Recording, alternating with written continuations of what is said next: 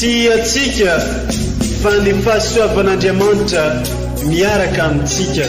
Isika fa ny fahasoavan'Andriamanitra miaraka amintsika noho izoatsika sandrivaky sy asantsika miaraka aminy.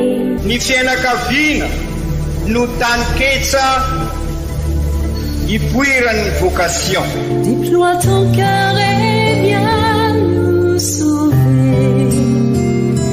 Délivre-nous de nous, délivre-nous de tout. Fa sisika tokoa fa ny fahasoavan'Andriamanitra miaraka amintsika. Sisika fa ny fahasoavan'Andriamanitra miaraka amintsika noho izoatsika sandrivaky sy asantsika miaraka aminy.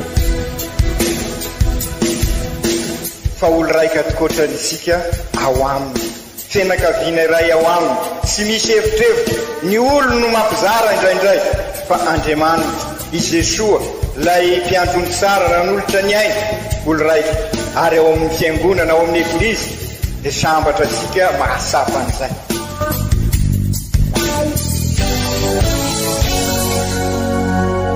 Olo araiky atsika atambatry ny fanahy masina kamiray, olo araiky ao amin'ny Kristy.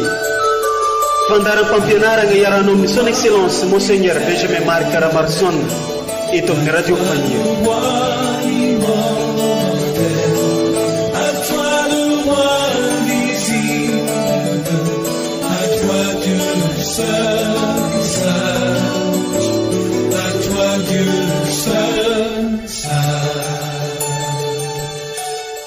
Mite afatanana ry vahoaka rehetra mideran'Andriamanitra amin'ny ombim-pifaliana.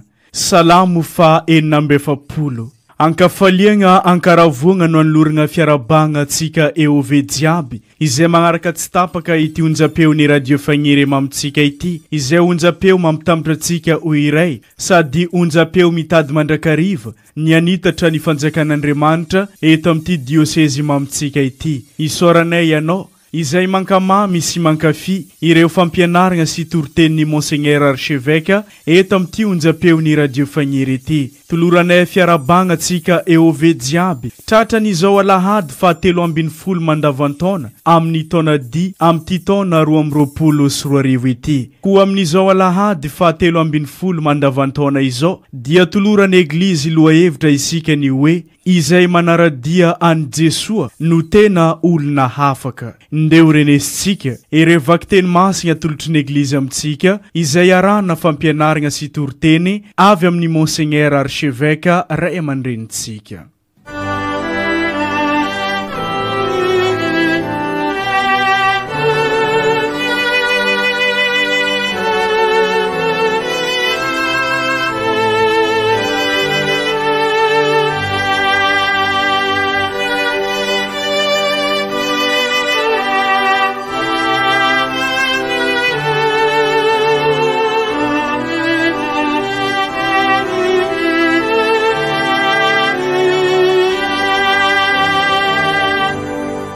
Boky voalohan'ny mpanjaka.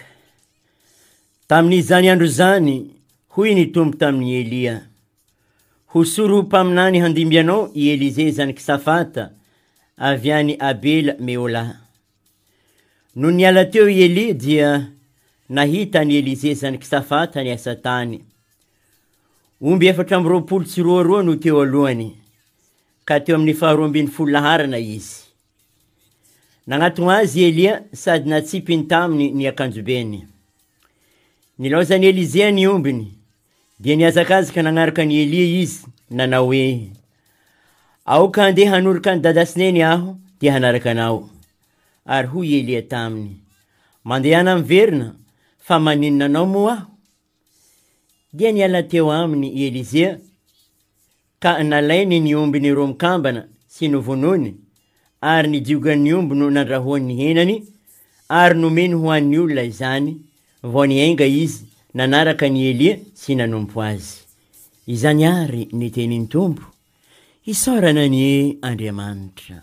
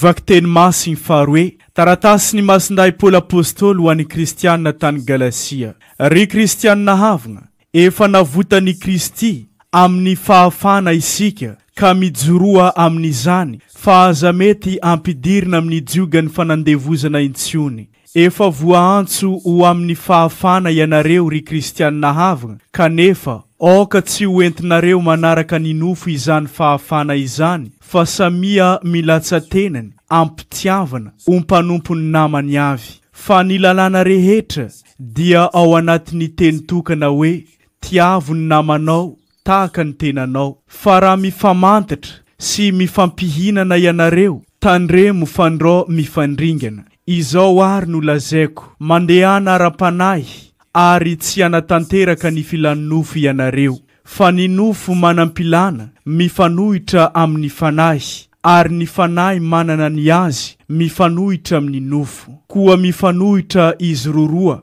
anike tsy maefa izay tianareo ianareo. Raha tari ny fanahy anefa ianareo, dia tsy mba ambanin'ny lalàna intsony. Izany ary ny tenin'ny Tompo, isaorana ny e Andriamanitra. Alleluia, mavelomo. Alleluia, tena fiainana. Alleluia, mavelomo. Alleluia, tena fiainana. Mavelomo, tena fiainana. Mavelomo, tena fiainana. Mavelomo, tena fiainana. Mavelomo, tena fiainana. Alleluia, mavelomo. Alleluia, tena fiainana. Mavelomo, tena fiainana. Mavelomo, tena fiainana. Ombantsika mianakavany ny Tompo ho tanteraka tokoa ny izany. Evanjely masina nisoratan'ny Masindalioka, voninahitra ny eo anao ry Tompo. Noho ny efa antomotra ny andro, tsy maintsy analana i Jesoa dia nanapa-kevitry ankany Jerosalema izy ka nandefa iraka ialoha azy. Dia nandeha ireo ka niditra tao amin'ny tanàna anankiray tany amin'ny Samaritana mba anomana ny fandraisana azy. Fa tsy nisy nandray azy ny olona satria olona ankany Jerosalema no ny fijeriny azy. No ny nahita izany i Jakoba sy i Joany mpianany dia nanao hoe, Tompoko, tianao va raha asainay ilatsan'ny afo avy anan-danitra izy andevona azy? Fa nitodika izy ka nananitra azy mafy hoe, tsy fantatrareo mantsy izay tokony hofanahinareo. Ny zanak'olona tsy ho tonga amery ny olona fa amonjy azy. Dia nankany amin'ny vohitra hafa izy ireo.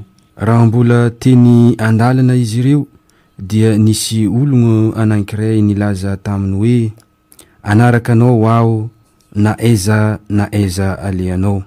Fa hoy Jesoa taminy, ny amboadia manandavaka ary ny voromanidina maniny akany, fa ny zanak'olona tsy mba manana zay ampandreny lohany. Ary hoy izy tamin'ny anankiray hafa, manaray ahy, de zao no navaliny aoka aloha Tompoko, andevina ny raiko aho. Fa hoy Jesoa taminy, avelao ny maty andevina ny maty ao aminy, fa ianao kosa mandehana mitory ny fanjakan'Andriamanitra. Dia nisy iray hafa koa nanao taminy hoe, anaraka anao aho Tompoko, fa aoka aloha anao veloma ny ao an-tranoko aho. Fa hoy Jesoa taminy, rehefa mety ompitana angadinombo mierika dia tsy sahaza ny fanjakan'Andriamanitra. Izany ary ny tenin'ny Tompo, derany eo anao ry Kristy.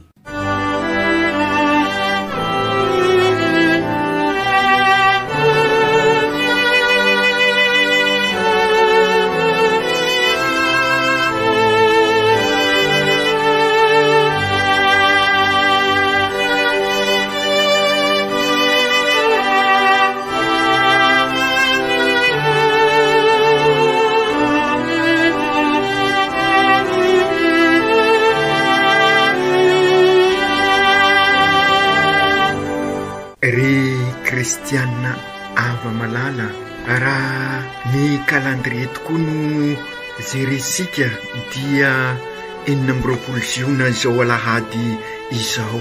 Izany hoe faly miarahaba antsika jiaby noho izay fety pirenesika izay, fetisika tsikiraikiraiky zay, ka hiaraka hivavaka isika ho an'ity tanindrazasika ity mba tanindrazana hivelona ao anatiny fandriam-pahalemana ary ho firenena miray hina ka hiroso amin'ny tena fampandrosoana amin'ny lafiny rehetra ara-panahy, ara-batana, ara-tsaina ary ahitasika ny fivelaran'ny mahaolona manontolo sy ny olon-drehetra ka hivavaka manokana isika ho an'ireo mpitondra isa sokaziny mba ho fenony fanahy masina sy ny fahendrena tokoa izy ireo ka ahahitarika isika vahoaka hiroso amin'izany tena fampandrosoana izany ary dia mirary soa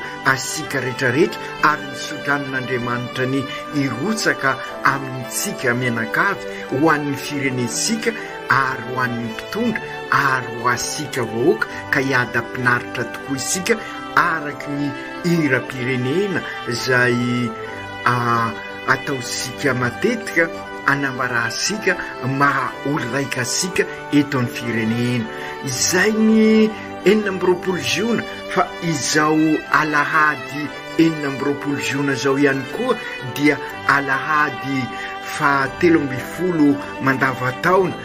Marina efa 3 herinandro izay no namakivaky an'izay mandavataona izay sika nanomboka tamin'ny fankalazana ny Pentekoty, kanefa isaky ny alahady raha nasikaritra sika dia nisy fankalazana manokana anisan'izany ny Trinité Masina anisan'izany ny sakramenta masina ary de zao alahady zao moa ho azysika eto amin'ity diocese ambany fiarovan'ny fomasin'i Jesosy ity dia ny rariny dia ny fety fankalazana ny fomasin'i Jesosy kanefa noho izay fety pirenena zay dia napetraka sara tamin'ny zoma ny zay fankalazana ny zay fety ny fomasin'i Jesosy zay ny fety ny mpiaro ny katedraly ka izany no mahatonga sika iresaka manokana andinika manokana ireo vakiteny voatokany eglizy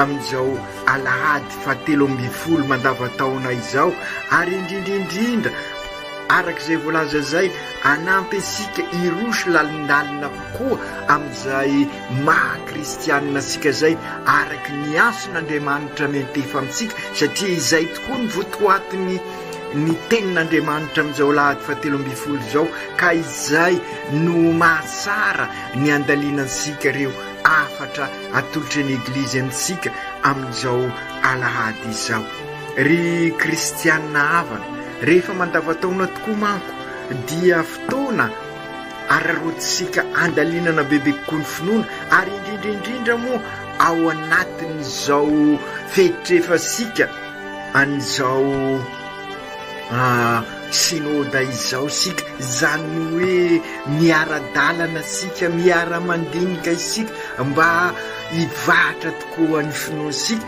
mba olon-dehibe amin'ny finoansika izany hoe afaka hivelona ny vocation sika satria izay tokoa no votoatiny ny fampianarana ho isika teo momba ny vocation sika izao lahady 17 mandavataona izao zay manaradian'i Jesosy dia tena olona afaka satria mivelona an'izay maha olona manontolo ao anatin'ny fivelarana tanteraka izay ka radinisika tokoa ary atonga sika sikiraikiraiky ireo tenin'Andriamanitra telo arosiny eglizy androany ny vakiteny voalohany bokyny mpanjaka dia mitantara ny fiantsona any Elizea ho mpaminany andingy any Elia ka Andriamanitra no mianso izy no mifidy fa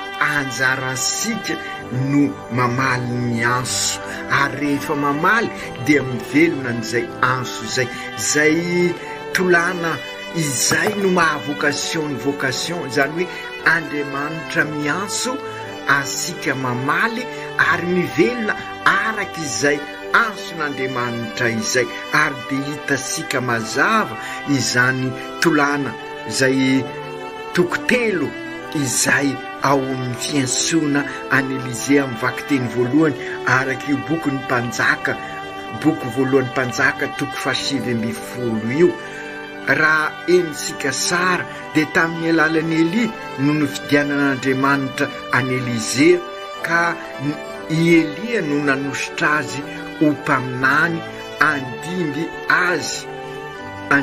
azy Elizea zanaky Safata avy any Abela Mehola fantatry ny tombo sara ny momba any Elizea zany hoe mpamboly no mpiandromby izy avy amin'ny fianakaviana manana ny ampy tamin'ny fotoanandrony teo ampandroana aomby no natony Elia Elizea ka nanipazany akanjobeny mampieritreritra tokoa zay inona moa no ambaran'io akanjobe io io akanjobe io de marika ny mampaminany any Elia manambara ny fahendreny manambara ny fahamendrehany manambara ny fahefana avy amin'ny tompo nefa enisika tamin'io vakiteny io fa natsipiny Elia eo sorokiny Elizea lay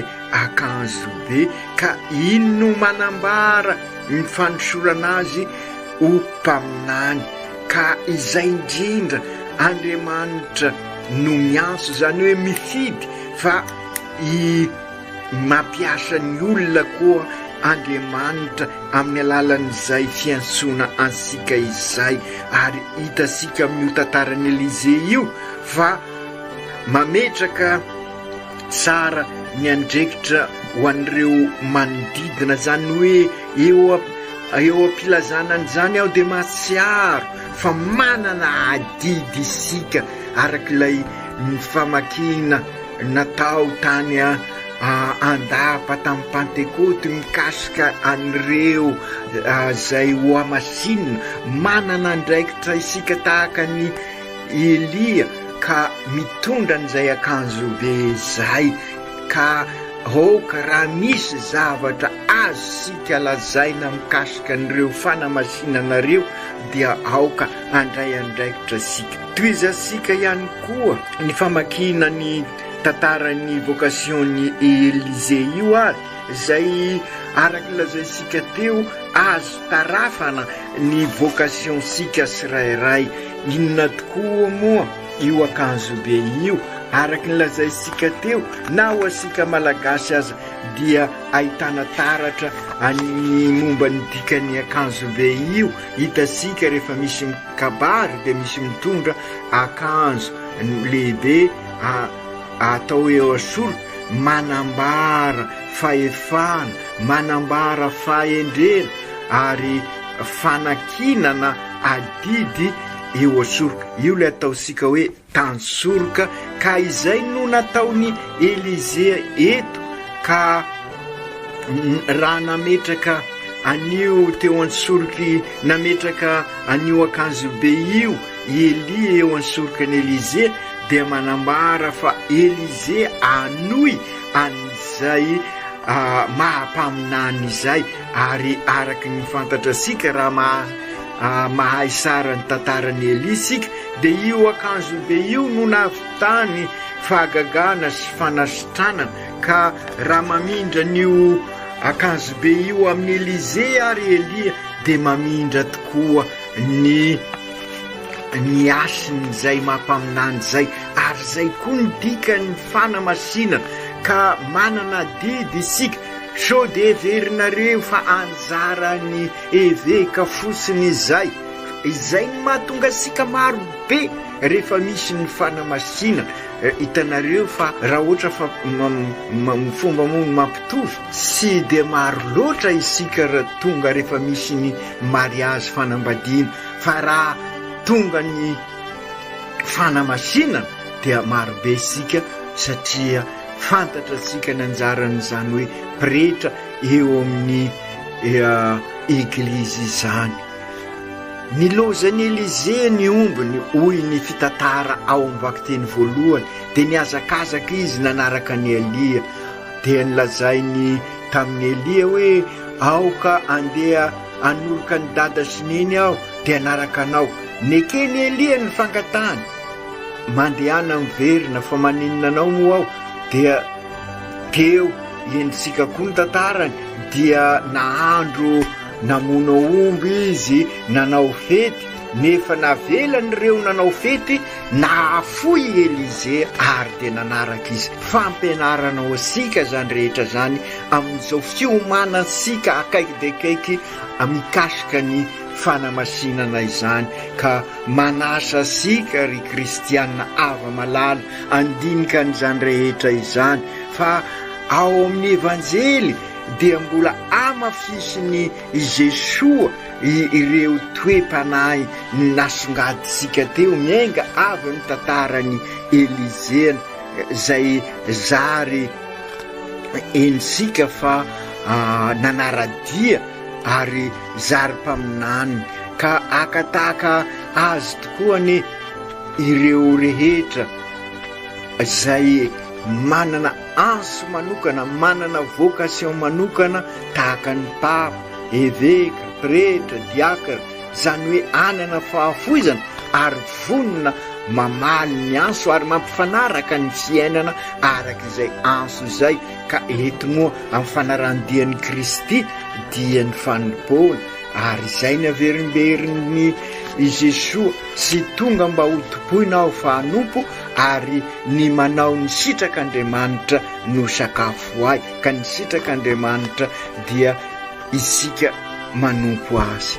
Raha ny vaovao mahafaly tokoa moa no zeresika dia azo lazaina fa manambara ny toetra sika olombelona no asongadiny io evanjely io dia maodiny isika araky ny voalazany evanjely dia efa tongotra ny andro sy maintsy andehanan'i Jesosy ho any Jerosalema anatotosany ny fandaharam-pitiavany ray ho an'ny olombelona rehetra araky ny voalaza sika teo, ivelomany ny fanoloran-tenany, ny fahafoizan-tenany, ny fanompoany antsika izy zay nafoy haina ao ansika.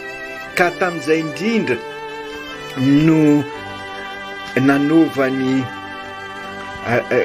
nionany tamin'ireo mpianatra satria araky ny ao amin'ny evanjely dia sy nandray azy ireo Samaritana satria sy mifankahazo ny jody sy ny Samaritana ka dia sy nagaga raha sy nandray an Jesosy izy ireo.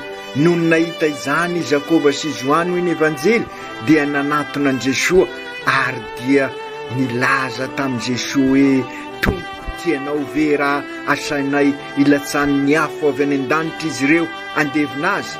Raha ny fisainany mahaolona tokoa manko dia tafitohina tamin'ny fihetsik'ireo Samaritana i Joany sy Jakoba. Hitasika nefa i Jesosy fa lavitra nyzany tokoa ary fampianarana ho asika dia nivaliany Jesosy hoe sy fantatrareo manko izay tokony ho fanainareo. Ny zanak'olona nesy tonga ameriny olona fa hamonjy azy. Zava-dehibe ny valiteny nataon'i Jesosy sy fantatrareo izay tokony ho fanainareo. Ny amonjy sy hanavitra ny olona tokoa no atongavan'i Jesosy ary dia izay no anjara-piainan'ny mpanaradian'i Jesosy. Ny mpianatry Jesosy dia sy tokony ho kivy nisy andraisana sy ny fandroanany sy fiainon'ny hafa ary izay no sy maintsy ezaka ataosika isan'andro mba anana n'izay fitiavana, famindram-po, famelan-kelo sy mamaly ny rasy fa mamaly ny tsara, fa mamaly ny rasy amin'ny alalan'ny tsara. Eo anatren'izany rehetra zany dia tsara mahalala inona moa ny sy maintsy toetra nanana ary ahafahasika manaradian'i Jesosy. Ny tapany faharoa amin'ny evanjely dia mitantara ny momba ny fanarahan-dian'i Jesosy sy ny zavatra takin'izany. Ensika ao tantarana olona telo ny manaitra voalohany indrindra dia sy misy anarana ireo olona telo voalaza ao amin'ny evanjely ka manambara fa ny olon-drehetra misy no voalaza eto ary indrindra ny olon-drehetra no antsoin'i Jesosy anaradia azy ary izay no mahatonga sika manipoka tsara fa mila tolagna ny vocation. Andriamanitra mianso asika fa isika ny sy maintsy mamaly ary rehefa mamaly mampifanaraka ny fiainansika araka izay anso izay. Raha voanso amin'ny fanambadiana ianao dia izay toetra ny mariazy izay araky ny fampianaran'ny eglizy no velomanao. Raha ansoina ho religiozy ianao dia ny fampianaran'ny eglizy mifanaraka an'izay maha-religiozy izay no fiainanao. Raha ansoina ho pretra ianao dia izay maha-pretra izay sy ny votoatiny rehetrarehetra no iainanao. Zay mahatolagna ny tolagna zany hoe Andriamanitra mianso isika mamaly ka rehefa mamaly dia mivelona araka izay anson'Andriamanitra sy ny fiainana mifanaraka amin'izay. Tokotelo mamasana andro io Andriamanitra mianso isika mamaly ary mivelona izay anson'Andriamanitra izay. Ka ensika mitantarany ireo olona anankitelo ao amin'ny evanjely izay voalaza sika izay. Raha ny olona voalohany izao dia ensika fa izy nilaza hoe anaraka anao aho naizanaiza lenao fa hoy Jesosy ny ambodia manana ny toerany ialofany, fa ny olombelona kosa va misy rairay kosa manana an'izay sy mainsy ivelomany. Ka tahaka an'izay zany dia manandavaka ary ny voromanidina manana kaniny, fa ny zanak'olona sy mba manana zay ampandrian'ny lohany. Sapan'ity olony ity fa ny fanarahana an' Jesosy zany dia mahatonga ny fiainana toy ny toevahiny fa sisy fifikirana, ka taitra izy ka enosika fa sy nanaradia an' Jesosy. De hoy koa Jesosy tamin'ny anankiray, manaraha ahy de hoy ny navaliny io, avelao aloha tompoko andevina ny raiko aho. Fa hoy Jesosy taminy, avelao ny maty andevina ny maty ao aminy, fa ianao kosa mandehana mitory ny fanjakan'Andriamanitra. De taitra koa ilay anankiray io. Nefa Jesosy manao hoe sy ilaina ny fandevenana ny maty. Non, diso ny eritreritra sika, adidy sy maintsy efaina izany, fa ny tadiavin'i Jesosy dia ny hoe sy ny andrekitra lehibe kokoa dia ny fitoriana ny fanjakan'Andriamanitra, ary avy amin'izany no sy mainsy itiavana an'ireo ray aman-dreny, ary amin'ny alalan'izay fitoriana zay no anehoana an'izay fitiavana an'ireo havana mialoha lalanareo. Tahaka izany koa ny ray fahatelo, anaraka anao ao tompo fa oka aloha anao velomany ao an-tranoko. De hoy Jesosy, rehefa mety ompitana angadin'omby mierika de sy sahaza ny fanjakan'Andriamanitra.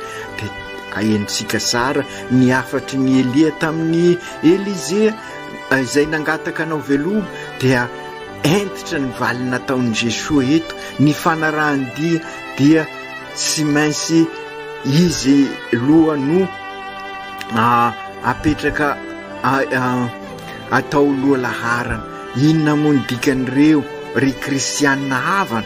Raha fitinina dia izao ny tiany Jesosy ho sapany izay manaraka azy, ary amin'izay sy voafatipatotra izy atonga anazy olo nafaka, dia sy inona fa sy mainsy atao loha laharana izy Jesosy, izany hoe amin'ny alalany sy miaraka aminy, ary ao aminy no anatanterahana ny zavatra rehetra, ary izy no anrefy ibanjinana nyzao rehetra zao, ary izy no sy mainsy ivo ny fiainana ary eo anivo ny fiainana. Ary io no ambarany masindaha-Paoly amin'ny vaky teny faharoa, raha nasikaritra sara isika. Ka izay manaradian'i Jesosy tokoa hoy masindaha-Paoly no tena olonafaka, satria sisy zavatra mamatipatotra azy sony, satria Jesosy efa manafaka amin'ny lafiny rehetrarehetra. Efa navotany Jesosy amin'ny fahafana isika, ka mizoroa amin'izany. Fa aza mety ampidirina amin'ireny jiogany fanandevozana isan-karazany, ary de hita sika zany raha vao miala amin'ny lalana soritany Jesosy sika dia very. Raha miala amin'ny fahamarinana ambarany Jesosy amin'ny alalan'ny evanjely sika dia sahirana, ary dia izay no manjoa sika. Impiry moa isika no miteny hoe sy Madagasikara no mahantra, fa mahantra olo marina ity Madagasikara sika ity. Ka raha izay koa raha miala amin'ny fiainana atolotra ny Jesosy sika izay ambarany amin'ny Eukaristia, dia lasa very sika. Ary izany indrindra no ezasika ry kristianina havana amin'izao sinôda izao, mba hametraka tokoa an'i Jesosy ho lalana andehanantsika, ho fahamarinana ivelomansika, ary ho fiainana ahitasika ny tena fivelarana. Ry Jesosy sy misahatra ianao no mianso olona anohy ny asa-pamozena ho mpaminany, ho vavolombelony vaovao mafaly, ary mankasitraka anao izay amin'izany. Ianao mahalala sara, fa mora voasariky ny fakampanahy anefa izahay, ka erezy izahay anana fanampahan-kevitra entitra amaly an'izay ansonao izay, sy ala amin'io safidy io, fa izory mandrakariva ho fanasina sy fahazavana, ka ivelona an'ilay vocationay. Masiny Maria renin'ny Eglizy, mivavah mandrakariva an'ireo vonona naradian'ny zanakao, mba ho vonina afoy tahaka anao ka hoeny ny fiainan'izay vita batemy ahafany koa ho eglizy velona velomin'ny batemy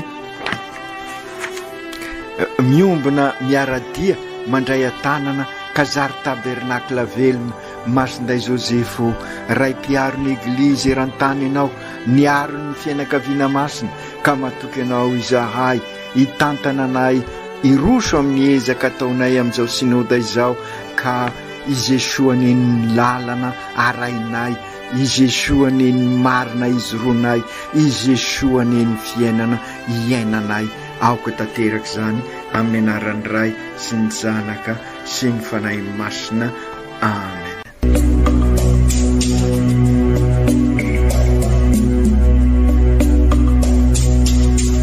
Tsy atsika fa ny fahasoavan'Andriamanitra miaraka amintsika. Tsy isika fa ny fahasoavan'Andriamanitra miaraka amintsika noho izy roantsika sandrivaky sy asantsika miaraka aminy. Ny fianakaviana no taniketsa ipoiran'ny vocation. Déploie ton cœur et viens nous sauver. Délivre-nous de nous, délivre-nous de tout. Fa sisika tokoa fa ny fahasoavan'Andriamanitra miaraka amintsika. Sisika fa ny fahasoavan'Andriamanitra miaraka amintsika noho izy roantsika sandrivaky sy asantsika miaraka aminy. Fa olo raika atokotrantsika ao aminy fianakaviana iray ao aminy tsy misy hevitrevitra ny olo no mampizara indraindray fa Andriamanitra i Jesoa lay mpiandrony tsara ranolotra ny aina olo raika ary ao amin'ny fiangonana ao amin'ny eglizy dia sambatra atsika mahasapa an'izay.